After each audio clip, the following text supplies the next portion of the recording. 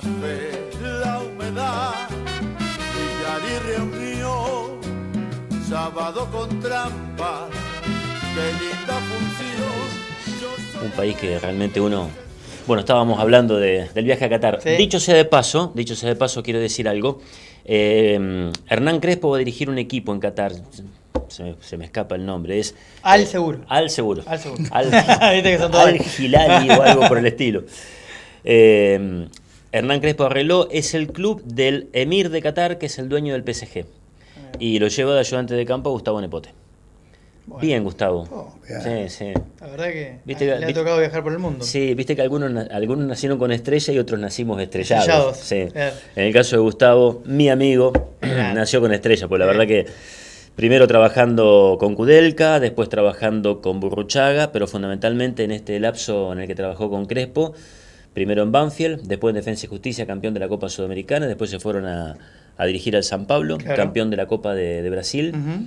y ahora se van a dirigir a Qatar. Yo hoy les decía a los muchachos, se va a dirigir a un país en el que se gana mucho dinero, pero además es el país donde quieren estar todo este año. Claro. Este año fundamentalmente. Claro. Después no sé. Bueno, o sea que allá hay lugar donde parar, por lo menos. Sí, por supuesto. Sí. O El no sé- mangazo. No sé si parar, pero para el lugar donde vos decís, vamos a ir a comer algo, vamos a ir a... No, es que apenas... Vamos, digo, como si yo... Claro. Yo de mi imaginario digo que voy, pero Es- bueno, no hay es que que- parar la ilusión. Es que apenas me contó, ya le dije. Le digo, mirá que yo voy para allá, Mirá que yo voy a tu casa, le Miguelo dije. se te engancha. Miguelo, sí. Miguelo, ¿alguien sabe qué pasa? Ustedes saben que hay un muchacho acá que es Miguelo. Bueno, lo perdimos, la pandemia. Sí, Pero pero en cualquier momento va a volver. Tiene que volver. Sí, en ya cualquier está en momento condiciones. Terminó la pandemia, no sabemos todavía. Mm. No sabemos si terminó o no terminó. No, en realidad no terminó la No pandemia. terminó. Sí. Ya obviamente no terminó. No, pero ya lo vamos a tener a Miguelo, seguramente. Bueno, tenemos la suerte, el gusto de tener un amigo, Cachito Roteta. ¿Cómo estás, Cachito? Un gustazo para mí también. Y te voy a agregar una cosita, aparte de Gustavo, de tener la suerte de haber trabajado con técnicos tan importantes, el mérito de Gustavo es que él es muy buen entrenador de arquero. O sea, Ujú. su capacidad lo llevó a eso. Seguro. Y muy buena persona, como vos bien decís. A la suerte hay que ayudarla, siempre Sin digo lo duda, mismo. Sí. sin duda, sin duda. ¿Dirigirías en un lugar como Qatar, por ejemplo? A ver, Arabia, Qatar, ¿te irías a esos países? ya a esta altura no. ¿No? Creería que no. Yo creo que- únicamente por dinero. Por dinero, claro. Únicamente por dinero. Pero Sí. para mí siempre el dinero ha sido secundario, ¿no? Y a mí me gusta estar en proyectos que me sirvan a mí como persona, que pueda yo transmitir mis capacidades, mis conocimientos y disfrutarlo. Entonces, por ahí, sin conocer el idioma, hay un montón de situaciones que me hace a mí decir, me costaría. La verdad que el apellido Roteta para mí significa muchísimo, porque Cacho padre... Tiene historia el apellido. No, Santa seguro. Fe. Tiene historia en el periodismo, tiene historia en el fútbol. Cachito fue un gran jugador que llegó a jugar en primera división en Unión y después tiene una larga trayectoria como entrenador. Pero además de eso, el apellido Roteta para mí ha sido clave, porque yo digo que independientemente de que uno siempre se nutre del lazo directo, que en mi caso es mi viejo, porque Claro. mi viejo fue periodista. Y bueno, yo, digamos, mamé esta profesión desde muy chiquito, yendo con mi viejo a ver las audiciones del ET9, cosa que me encantaba, Ujú. allá por inicio de la década del 70. Tuve la suerte de poder trabajar con el papá de Cachito, excelentísima persona, casi un segundo padre para mí. Ujú.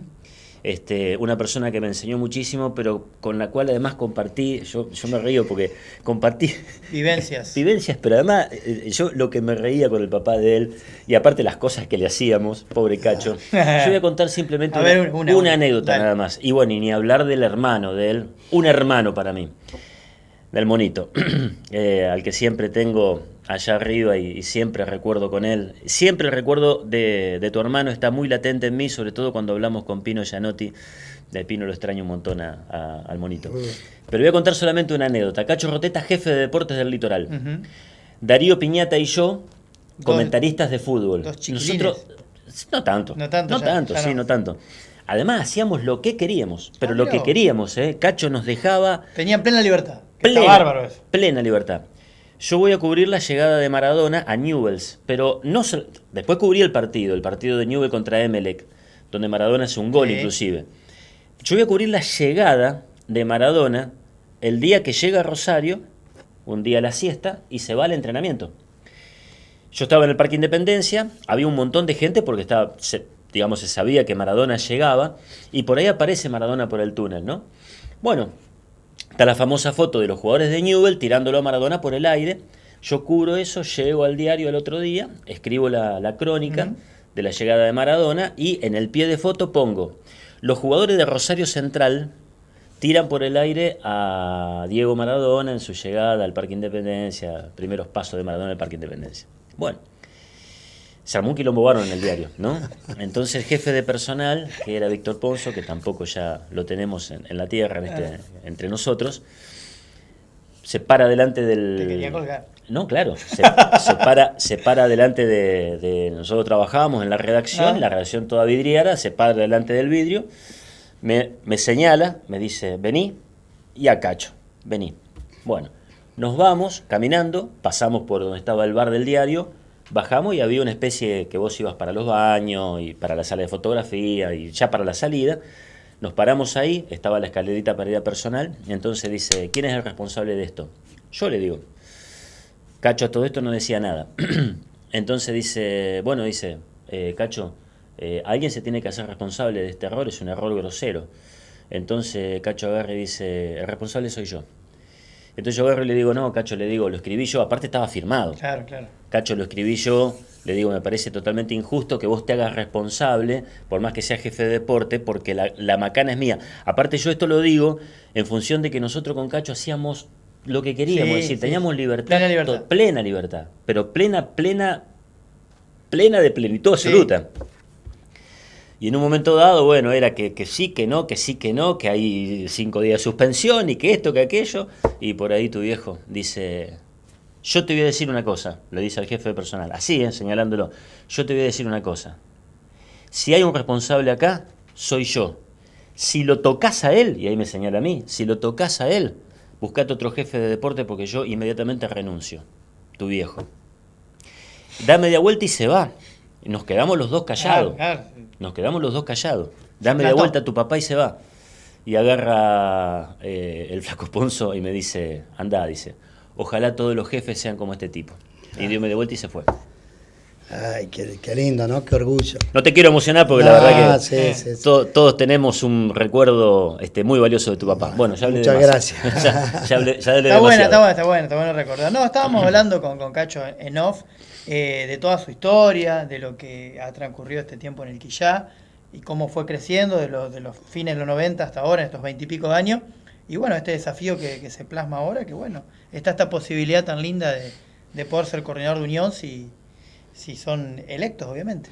Y mira qué lindo, ¿no? Mis 2 clubes, el Quillá, que empecé desde chiquitito a nadar en el Quillá, en lo que eran las balsas del Quillá, desarrollé las actividades mientras iba a la escuela primaria y después toda la parte de fútbol, que también empecé jugando en el Quillá o en Ateneo, en una canchita que hoy Ateneo tiene un gimnasio bárbaro, pero en ese momento había una canchita de tierra.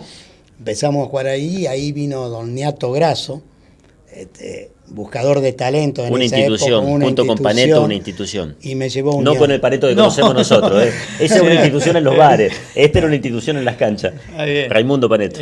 Y me llevó ¿Qué sería de Miguel? Creo hay un parentesco con Miguel. Sí, hay un parentesco. Bien. Raimundo Paneto y Niato Grasso eran los descubridores de talentos en Unión. Y bueno, te decía que ahí a partir de los 11 años estuve en Unión y bueno, hice toda mi carrera en las distintas divisiones inferiores de Unión hasta, como vos bien dijiste, tener la suerte en el año 76 de jugar en primera división, ¿no?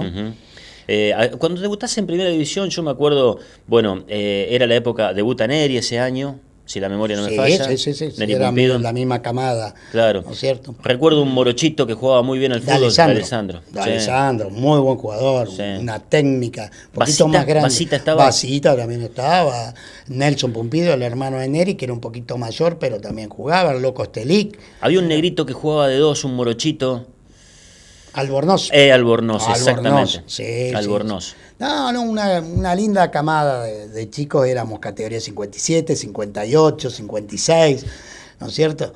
Que bueno, esa camada bastante completita, llegó a jugar en reserva, que hicimos unas grandes campañas en reserva. Y bueno, y después tanto Neri, por supuesto, que llegó a ser campeón del mundo y a jugar con la selección en River Plate, en Europa. Está el Choclo Regenar, que también, Mazzoni, muchos jugadores en ese momento que tuvimos la suerte de integrarlo. Los planteles de divisiones inferiores de Unión tuvieron la suerte de llegar a jugar en el fútbol grande. Hablando de Neri, ¿ya veían la pasta del campeón, por así decirlo? La personalidad del campeón. Neri, bueno, se destacó, pero nunca, o sea, uno pensaba, este va a ser el arquerazo que después terminó siendo. Pero la personalidad, las ganas que tenía, el comportamiento que tenía, la conducta que tenía, lo llevó a realmente hacer lo que hoy es Neri, y bueno, hoy ocupando un cargo muy importante en la Conmebol, ¿no? ¿Te acordás de cuál fue tu mejor partido en la primera de Unión? ¿O por ahí alguno de reserva que recuerdes que dijiste bueno, hoy la rompí? En reserva realmente me fue medianamente bien, siempre había tenido una actuaciones correctas, digamos. Yo no era un jugador que se destacaba así como que la descoció todos los partidos, pero era un chico más o menos inteligente, cumplidor, un jugador de equipo. En esa época era importante, era un poquito un adelantado, porque era un jugador, digamos, de los pases entre líneas, de abrir la cancha, ¿no? De hacer un caño, un sombrerito, o cosas que llamaran la atención. Era un jugador realmente positivo para el equipo. ¿De qué te gustaba jugar? ¿Cuál era tu posición? Yo era 10, era el 10 a la antigua, o sea, jugando por el sector izquierdo de la mitad de cancha. Sí. Pero no en la posición de enganche. No, en ese momento se jugaba por izquierda, pero con muchas libertades, o sea, sin marca, pero con libertades. Cosa que se contradice en la posición que me hicieron jugar Reinaldo Volken cuando debuté en Unión, porque llegué a jugar como un volante junto con el Cordero Tech, más bien defensivo. Claro. Jugábamos con el Cordero Tech y con Sayorato, por ejemplo, que jugaba por el sector izquierdo. Pero bueno, una linda época y una historia que, bueno, qué lindo, ¿no? Vivirla y me llevó a ir sacando conclusiones, y por eso me gusta tanto el fútbol formativo, ¿no?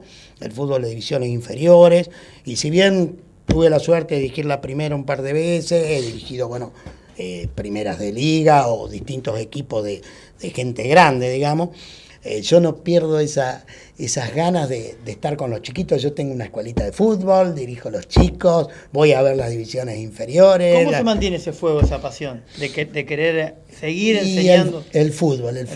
Y un poco la docencia, ¿no es cierto? A mí me gusta mucho la docencia, yo soy también profesor del curso de técnicos acá en Santa Fe, y me gusta transmitir lo que uno ha aprendido y lo que ha tenido la suerte de vivenciar, ¿no? A lo largo de los años. Así que, una vida muy deportiva, ¿no? Muy relacionada con el deporte y con el fútbol en particular. Vos sabés que el fútbol ha ido creciendo y ha ido progresando. Me imagino que ese crecimiento y ese progreso del fútbol, ya desde la época de la naranja mecánica, imagínate, estamos hablando de hace 50 años atrás, que han ido cambiando, los esquemas, y sobre todo en los últimos tiempos yo lo que veo es un crecimiento desde el punto de vista físico, o sea, la intensidad, sobre todo en este país. Bueno, fíjate vos Unión cómo juega, pero en este país sobre todo se ha dado un crecimiento de la intensidad muy grande. Esto de achicar espacio, de la presión alta, más allá de los esquemas, ¿no? Porque hay equipos que juegan 4-3-3, son los menos, hay otros que juegan 4-4-2, hay otros que juegan, los enganches también, lamentablemente han ido desapareciendo. Pero puntualmente la pregunta, Cachito, y sobre todo, apuntando a lo que a vos te gusta, que es la formación del jugador, ¿cómo hay que ir formándolo al chico desde el punto de vista físico? Porque yo soy de la idea y de los que cree que el chico primero tiene que jugar. Es decir, el aspecto lúdico tiene que ser clave y fundamental, hasta un determinado momento. Bueno, la pregunta es, ¿cuándo es ese momento en el cual hay que hacerlo crecer desde el punto de vista de la preparación física? Mira, toda la etapa de lo que es escuelitas, divisiones infantiles, acá en la Liga Santafesina, tiene que ser lúdico, de diversión. El chico aprende más divirtiéndose. Claro. Entonces, básicamente, la primera etapa desde los 4 o 5 años que empieza una escuelita hasta los 8 o 9 años, todo es lúdico y en base a juegos. A partir de ahí, básicamente, la técnica individual. Nosotros, los técnicos, tenemos que ponerle todo nuestro conocimiento en que el jugador se amigue con la pelota, que el jugador sepa recepcionar, sepa tocar, jugar de primera, ya direccionar cuando recibe una pelota. Perfilarse. O sea, perfilarse. Hay que poner énfasis en eso, en la técnica. Recién se pone fuerza en la parte física a partir de los 12, 13 años, pero sin olvidar la parte técnica. Y esto es lo que me parece que en general el fútbol ha pasado a ser muy físico y se descuida la parte técnica. Yo estoy en otra política. Definitivamente todos los profes no tienen tu lectura. Perfecto. Porque pero que no se ve eso. Que acá se ven chicos que no saben pegarle con las dos piernas. Cuando llegan a primera, jugadores, ¿no, chicos? Sí. Y que no saben cabecear, por ejemplo. Sí. Bueno, que acá podemos entonces discutir otra. En un equipo de trabajo, en un cuerpo técnico, que yo soy muy de los cuerpos técnicos y de respetar, como era mi papá, de respetar a quienes trabajan conmigo. El que manda es el técnico. Sí. El preparador físico es un colaborador, importantísimo, pero colaborador. Hoy, los técnicos parece que han cedido ese protagonismo con los preparadores físicos. Y hoy los cuerpos técnicos son manejados mayoritariamente por preparadores físicos. Yo no estoy de acuerdo en eso. Yo creo que el técnico es quien baja las pautas de trabajo en un equipo en un equipo que trabajan todos juntos y que todos tienen su importancia, que quede claro. El ayudante de campo, el preparador físico, el que hace el videoanálisis, el masajista, el utilero, todos tenemos importancia. ¿Y por qué pasa eso, Cachito? ¿Cuál es la razón? Porque, a ver, por ejemplo, a primera vista, ¿no es cierto? Y quizás soy muy apresurado en vertir una opinión o un análisis. Me da la impresión que por allí los entrenadores también buscan que el equipo esté lo mejor preparado físicamente para igualar. Porque viste que muchas veces se iguala, sobre todo frente a equipos, hay equipos los cuales es muy difícil igualarlo. Por ejemplo, River. Yo creo que River es uno de ellos. Ayer el partido de Boca y River fue una mentira, porque River tenía ganado 4-1 por lo menos. El resultado fue mentiroso. Fue un partido excepcional de Rossi, que tiene uno en 1.000.000. Yo por ejemplo decía, antes del partido de Unión con River, yo decía que la única manera que tenía Unión de ganarle a River era corriendo más que River. Y mirá que hay que correr más que River. Bueno, corrió más que River. Y después del partido, Munúa dijo, nosotros sabíamos que para ganar este partido teníamos que hacer el partido perfecto. Que se dio. ¿Lo hicieron? Sí, lo hicieron. Sí. Porque después Unión no volvió a repetir una actuación así. No. Bueno, ¿por qué se da esto? Bueno, primero, cada técnico sabe que hace un diagnóstico de qué jugadores tiene. Entonces, a veces, cuando el equipo es más limitado técnicamente, tiene que apelar a otros atributos, por ejemplo, la parte física, o la parte de fuerza, o la parte de pelota paradas. Pero, a ver, la prioridad de un técnico de fútbol tiene que ser, yo quiero formar un equipo ganador, un equipo que juegue pensando en el arco de enfrente, que juegue tratando bien el balón, que juegue gustando a los espectadores. Esa es la política que tenemos que tener. Yo por eso digo que ahora en este proyecto que tenemos con Leo Simonuti, con la gente de Unión, yo voy a poner énfasis en el jugador de campito, en el jugador técnico, en el jugador que... ¿Están? Sí, hay que buscarlo. No. Sí, yo tengo fe que lo vamos a encontrar. No se ven mal los jugadores campeones. No. Sí, lo que pasa es que no hay potrero ya. No, sí. En Colón Faría, en Unión Machuca. No, bueno, pero precisamente porque el proceso que se hace en divisiones inferiores, sobre todo en la parte de inferiores mayores, se pone más énfasis en lo físico que en lo técnico. Claro. Eso es lo que vamos a tratar de cambiar nosotros. Vamos a tratar de volver a ese fútbol donde el chico disfruta y aprende más disfrutando, haciéndose amigo del compañero. Hoy a veces pasa en todos los clubes, si yo juego no juega él, y eso significa un choque. El chico no está a gusto en un plantel. No hay grandes amistades en un plantel. Bueno, eso hay que revertirlo. Hay que volver al fútbol de base, al fútbol de la técnica, al fútbol donde el talentoso tiene prioridades. Te voy a hacer una pregunta, Cachito, que por ahí en parte medio que la empezaste a responder con lo que acabas de decir. Viste que hoy se habla mucho de la posesión de la pelota. Hay equipos que sin tener posesión de pelota, ganan. Por ejemplo, hay equipos que han salido campeones sin tener posesión de pelota. Por ejemplo, Francia, en el Mundial. Francia era un equipo absolutamente vertical, directo, que jugaba de contragolpe, ¿verdad? Yo recuerdo, por ejemplo, por mencionar un ejemplo, bueno, el Unión de Actual. El Unión de Actual pierde todos los partidos en posesión de pelota. Pero tiene buenos resultados generalmente. Sí, yo me acuerdo el Colón de Piazza. Claro. El Colón de Piazza era un equipo con Fuerte y Henry arriba, era un equipo que achicaba espacios hacia atrás, agarraban la pelota, fundamentalmente el uruguayo Delgado, claro, que tenía una muy buena pegada y era tirar pelotazos para el Vichy. Se la ponía el Cayo desbordado, centro, gol del Vichy. Eran todo igual, goles. Claro, y capaz que en una de esas tocaban la pelota 4 jugadores antes de llegar al gol. ¿Qué importancia le asignás vos en el fútbol a la tenencia, a la posesión de la pelota? A ver, a mí me gusta el equipo que tiene tenencia de pelota. Lo que pasa es que muchas veces esa tendencia de pelota se termina en fulbito, se termina en no tener cambios de ritmo. Se toca, se juega para atrás, se da vuelta a la pelota y no se profundiza. Entonces, y eso es lo difícil en el fútbol, porque los equipos normalmente pasan línea de pelota, se agrupan bien en zona defensiva, hay poco espacio entre defensores y volantes, entonces lo difícil es penetrar. Pero yo básicamente me gusta el equipo que tenga tendencia de pelota, que mueva la pelota, pero que llega un momento que tiene que cambiar de ritmo y ese toque intrascendente se convierte en vertical y se convierta para que termine en un desborde y un centro, en un remate al arco, en una jugada de gol, en un engaño o en un zigzag para buscar una jugada de penal. Eso es lo que falta a veces los equipos que tienen tendencia de pelota no tienen profundidad. Bueno, eso es lo que hay que cambiar, que es lo difícil en el fútbol. O sea, es muy fácil decirlo. Hay formas de practicar para buscar esa verticalidad, digamos, para que si llegue al arco se tenga posibilidades concretas de convertir. Sobre todo el equipo que tiene mucha posesión de pelota tiene el problema en los últimos metros de la cancha. Exacto. Porque vos en la mitad de la cancha es tiqui, tiqui, tiqui, tiqui. Ahora el tema es cuando llegás a los últimos 25 30 metros, ¿no? Con poco espacio. Claro, con poco espacio. Entonces, ahí ¿qué es lo que hay que hacer? Ahí necesitas por ejemplo, necesitas un encarador. Claro. Necesitas a alguien que por sí mismo limpie un par de jugadores y provoque alguna superioridad numérica. O necesitas abrir bien la cancha, ¿no? O necesitas paredes.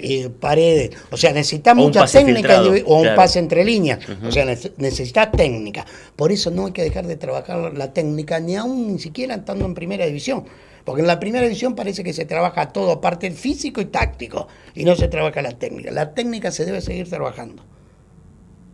Para mí es clave que el jugador siga incorporando cosas técnicas. Por eso lo que decía vos, hay jugadores que llegan a primera y no patean con la pierna inhábil. Sí. ¿Por qué? Porque muchos, repiten el gesto deportivo. Los jugadores, nosotros en la parte de división inferior tenemos que hacer que el jugador repita. En la repetición del gesto deportivo va a estar el aprendizaje.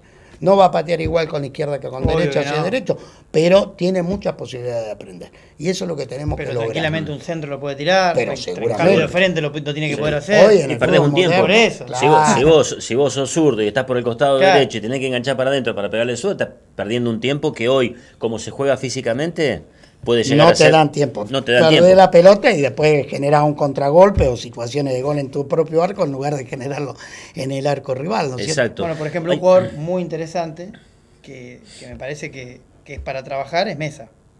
Bueno, Mele le saca una pelota de zurda impresionante. Y estaba tapado. Impresionante. Pero el partido anterior, el mismo Mesa erra un gol de zurda increíble. Sí. Increíble, que quizás trabajando, es diestro el jugador, trabajándolo puede mejorarlo y pasar a ser un jugador de equipo grande. De equipo grande. Claro. Sí. Cachito, se ha dado en este tiempo de pandemia y de supresión de descensos, y sin descensos, y de pronto 28 equipos en primera, con lo cual, y solamente 2 descensos a fin de año, con lo cual tampoco te podés, dormir en los laureles, pero convengamos que es mucho más fácil salvarse del descenso ahora que antes.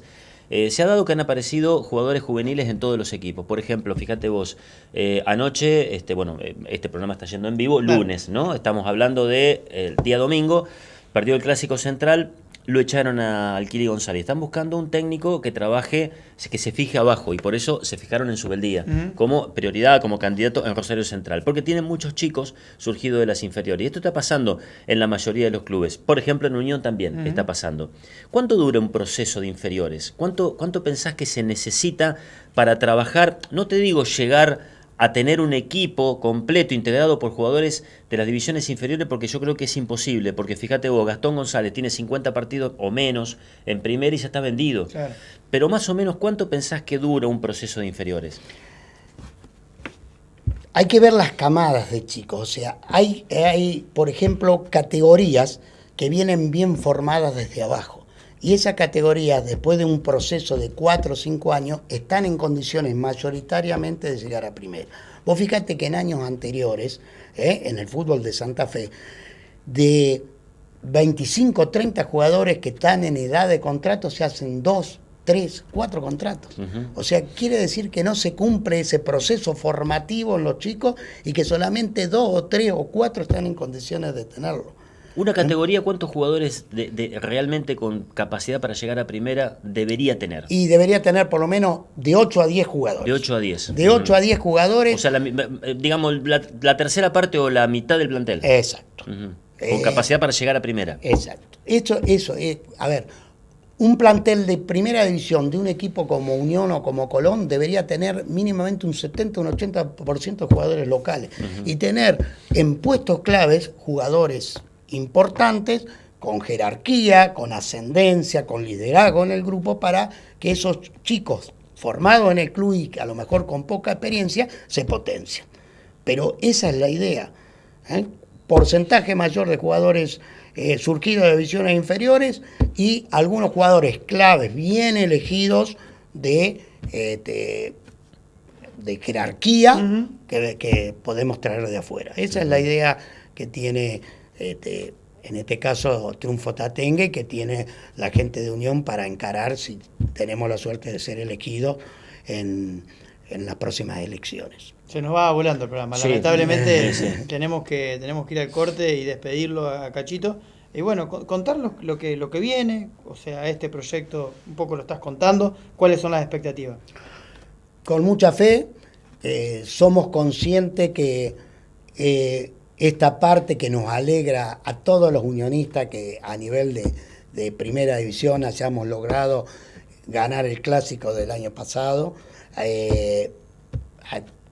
clasificar para una copa. Está bueno decirlo, ¿no? Pero por supuesto, claro. Uno lo dice con muchas ganas y con mucho orgullo, claro. ¿No es cierto? Que se haya empezado muy bien el torneo, que de alguna forma se hayan empezado a hacer algunas obras que estaban prometidas y que no se hacían.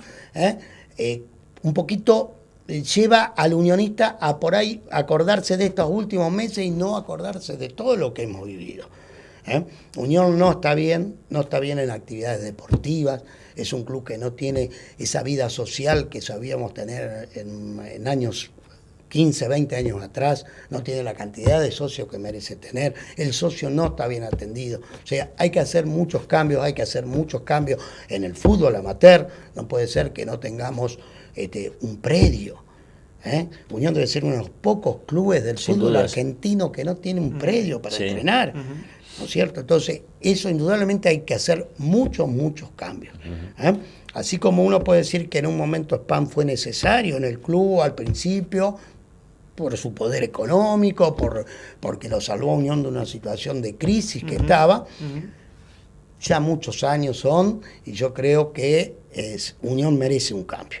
Y bueno, Leonardo Simonutti está tiene la capacidad, el liderazgo, y hay un equipo detrás que creemos que tenemos las condiciones para realmente cambiar a Unión y volverlo a llevar a un lugar que perdió y que no debió haber perdido, porque tiene todas las condiciones para seguir siendo un grande a nivel nacional. La verdad cuesta creer que un club como Unión no tenga un predio. Sinceramente, cuesta creer. Es increíble. Sí. Es increíble. Sí. Como cualquier club de primera división. Y así todo, se han formado muchos jugadores surgidos de división inferior. Sí. Entonces acá hay que pensar, y si tuviéramos un predio, y si hubiera, digamos, trabajando a lo mejor un plus de gente que realmente tengan la capacidad para en la parte formativa, y Unión sería un grande de verdad, y con muchísimos jugadores con posibilidades de llevar a Unión a pelear un campeonato, ¿por qué no? Cachito, como siempre, Gracias. un gusto y un placer tenerte y Para mí poder también. charlar de fútbol con vos. Para mí también, el fútbol nos apasiona y realmente uno está en un proyecto que también a uno lo entusiasma, y ojalá que el unionista sepa valorar lo que está haciendo este grupo. Gracias, Cacho. Gracias, Cachito. Domino con trampas, qué linda función.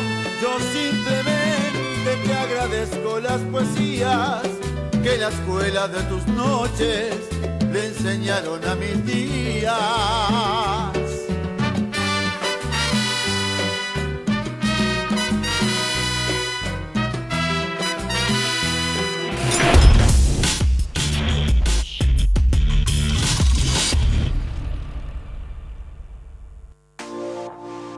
Consejo Municipal de Santa Fe. Consejo Municipal de Santa Fe. El consejo de todas las voces.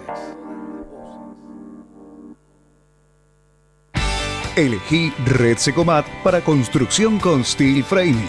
Capacidad de desarrollo con el mayor stock disponible. Líderes en construcción en seco. Red Secomat. Construyamos simple. 25 de mayo 3630.